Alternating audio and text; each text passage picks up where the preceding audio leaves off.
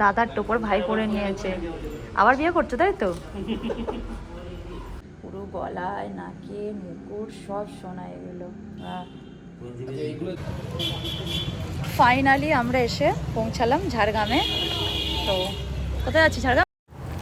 Hello বন্ধুরা, কেমন আছো তোমরা? আশা করছি ভালো আছো, আর আমরাও খুব ভালো আছি। তো অনেক দিন পর একটা ফুল ভিডিও নিয়ে আসলাম তোমাদের সাথে শেয়ার করব বলে। সেদিন কিন্তু আমি রেডি হয়ে চলে গেছিলাম আমার বরের অফিসের সামনে, আর ওখান থেকে আমরা দুজনে এই যে সেকেন্ড হুগলি সেতু হয়ে চলে যাচ্ছি ঝাড়গ্রাম যাওয়ার উদ্দেশ্যে। আর তারপরে আমরা প্রায় 1.5 ঘন্টা থেকে 2 ঘন্টার কাছাকাছি জার্নি করে চলে এসেছিলাম কোলাঘাট। কোলাঘাটে এসে একটু চা খেয়ে রেস্ট নিয়ে তারপর কিন্তু আবার আমরা বেরিয়ে যাব। তো চায়ের সাথে আমরা আবার কী কী খাই সেটাই তোমাদের দেখাবো, চলো।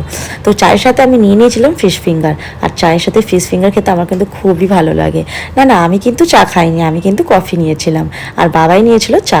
তো আমার মতো কার কার কফির সাথে ফিশ ফিঙ্গার খেতে ভালো লাগে অবশ্যই কিন্তু কমেন্টে জানিও।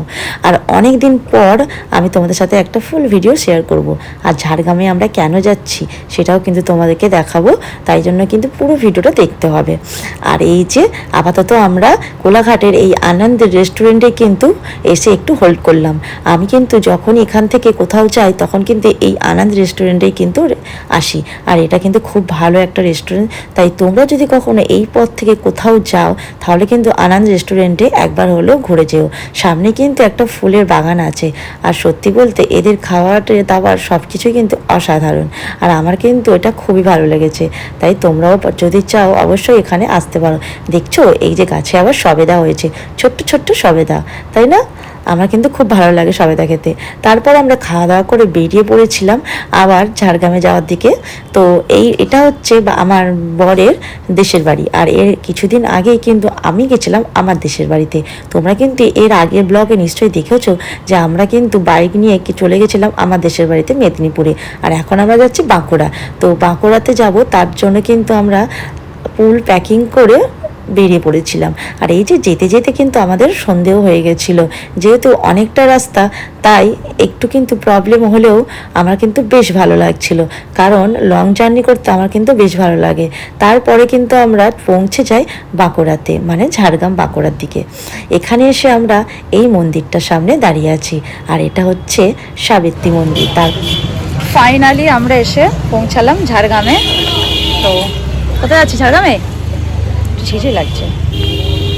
ঝাড়গ্রামে মন্দিরের সামনে আছি, এবার এখানেই হবে বিয়েটা। ঝাড়গ্রামে সাবিত্রী মন্দিরের সামনে আছি, ভেতরটা একটু পরে দেখাবো।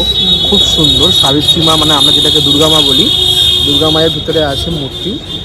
আর সাবিত্রী মা তো অ্যাকচুয়ালি দুর্গা মা এবং কালী মা দুজনেই, তো দুজনের বিগ্রহ আছে, খুবই সুন্দর।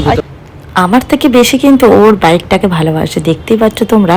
অনেকটা দূর জার্নি করে যেহেতু আমরা এসেছি, তাই ওই বাইকটায় কিন্তু ও আগে ভালো করে মুছে নিচ্ছে। এইদিকে যে আমার খিদে পেয়েছে সেদিকে কিন্তু ওর কোনো নেই, তাই জন্য আমি নিজেই চলে গেছিলাম ঘুগনি দোকানে একটু ঘুগনি কিনতে।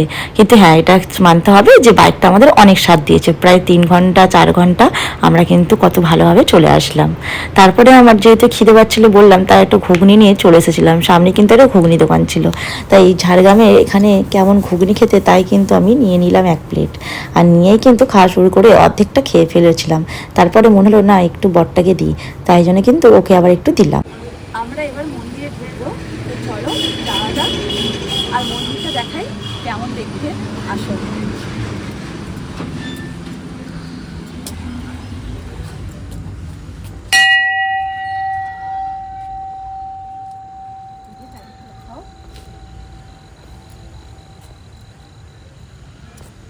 লাইটটা জ্বলছে না, লাইটটা জ্বলার কথা।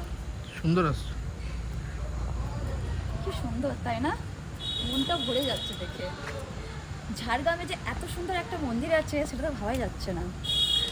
সামনে চাঁদটা, উফ মারাত্মক লাগছে। চাঁদটা ঠিক আসছে না হয়তো ফোনে, কিন্তু অনেক সুন্দর। এত সুন্দর ফুল গাছ, আসো আসো। স্তরে স্তরে সাজানো।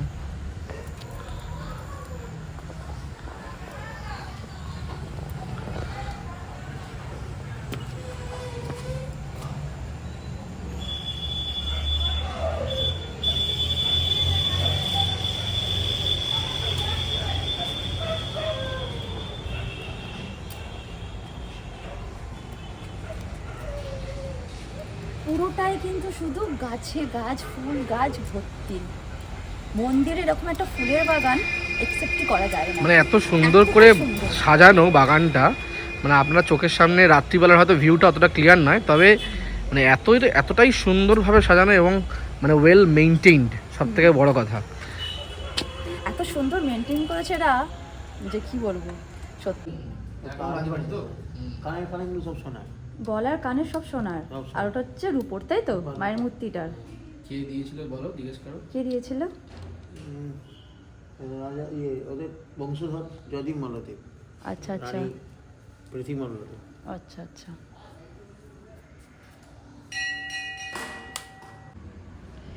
এই যে এইগুলো কখন পড়ানো হয় মাকে? সপ্তমী, পুজোতে? পঞ্চমী দিন। আচ্ছা আচ্ছা। পুরো গলায়, নাকে, মুকুট সব সোনা এগুলো। এইগুলো নর্মাল সময় তাহলে কোথায় থাকে? রাজার বাড়িতে আবার চলে যায় পূর্ণিমাতে, রাজার বাড়ি চলে আবার আসে। আবার আসে, শুধু ওই গলারটা থাকে, তাই তো? প্রতি বছর দুর্গা পূজাতে হয়, গলাটা থাকে। দাদার টোপর ভাই পরে নিয়েছে, আবার বিয়ে করছে, তাই তো? এই জাস্ট বড়রা ঢুকলো।